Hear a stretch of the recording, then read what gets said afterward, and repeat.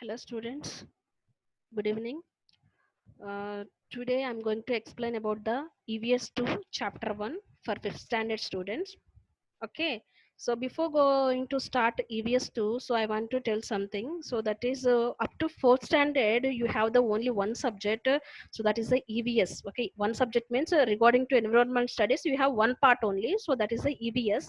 Okay, so in that EVS, in the last year you learn about Shivaji Maharaj also. But now you are in 5th standard, na? So in this 5th standard, you have the two parts. That is the EVS 1 and EVS 2. Okay, EVS 1 is included science and geography, and EVS 2 having the only history part. Okay, so today we are going to start the EVS 2. Okay, that is the chapter 1, and the chapter name is what is history. Okay, so in this we have the four important topics. The first one is history, second one is a scientific method of history and us, and fourth one is the past and the future.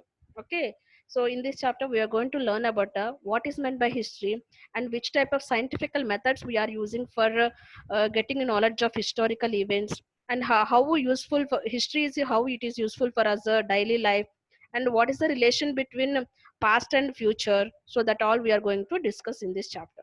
Okay, so let us go start the first topic, history, a science that tells us about events in the past. Okay, so what is the definition of history? What is the science? So that telling about the past events, so that we call as a history. Okay, last year in standard fourth we studied the life of Chhatrapati Shivaji Maharaj and his mission of establishing Swaraj.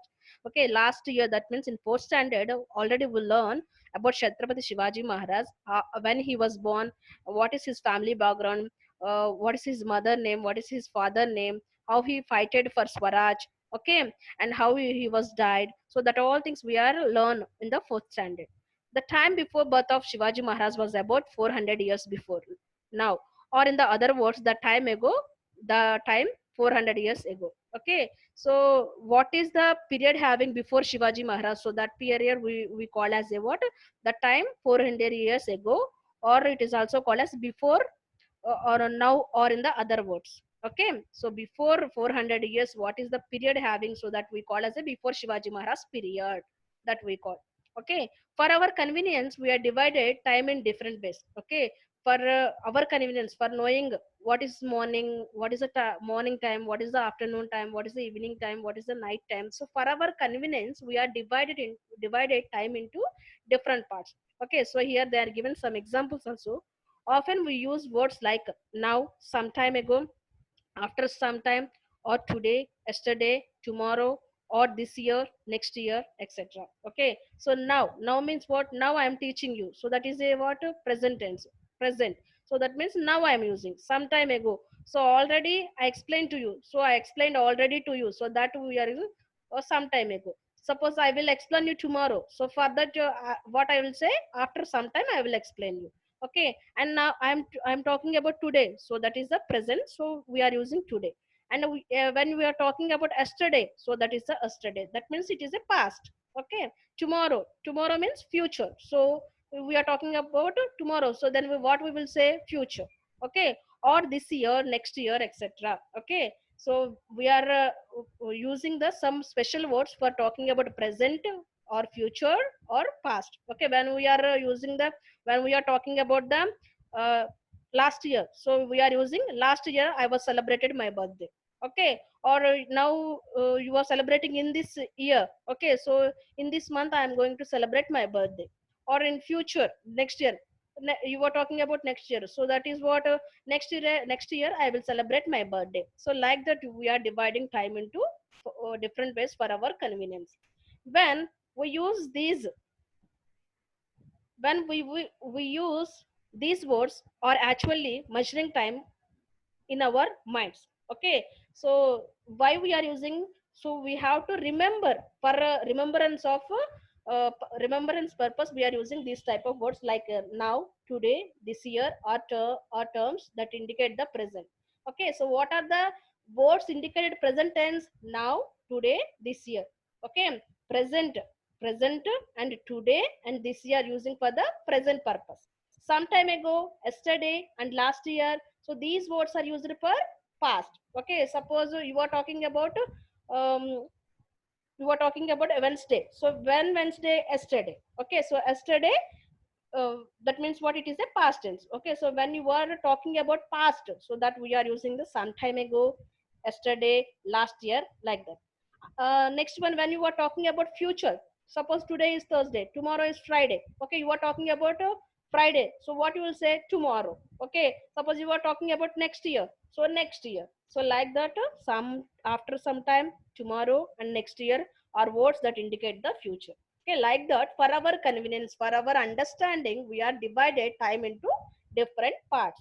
Okay, next one, the time that has already gone by, the time that has already gone by is the past. The time that we are in now is the present. The time that is yet to come is the future. Okay, suppose we are talking about present, so that is the present tense. Now we are talking about now, so that is the present. Suppose we are talking about yesterday, so that is a past. Suppose we are talking about tomorrow, so that is the future. Okay, the past include many events that have already taken place. Okay, past means what? So many things are included in past events. Here they are giving one example to you. Okay, so for example, if you are 10 years old today, suppose today, that means in this year, in this day, you have how many years? 10 years. Okay, it means that the event of your birth happened 10 years ago in the past. That means what? Now you have the 10 years, then how many years back you born? 10 years back you born. Okay, so that's why today you have the 10 years old. Similarly, after 10 years from now, that is in future, you will be 20 years old. Okay, so suppose you have that 10 years old today, so after 10 years, how many years you will get? 20 years. Okay, so when you are talking about past, so when you was born, you born on 10 years back. Okay, after 10 years, how many years you will get? 20 years. Okay, so that means what? Today's situation or past event is always related with the present as well as future. The time gone by between today and the day of your birth is your past, the past in the life of a person. Okay, so when you born, so we are talking about that, so that is a past of our life. Okay, so here they are showing pictures to you. So this is the day of birth. So when you born, okay, when you are new baby. Okay, so that, so 10 years back you are like this. Now today you are like this, you are going to school. Okay, you have 10 years old, but after 10 years, so you will take your degree also. So this is our life cycle. Okay, so this is the part one. So for continuation of this chapter, I will prepare second part in the next video. So if you want to know about uh, this chapter, so you have to subscribe my channel and you have to see videos and follow my videos. Okay, you can understand every chapter very clearly. If you like my teaching, please subscribe and share with your friends. Okay, if you have any doubts, so please send through comments. Thank you.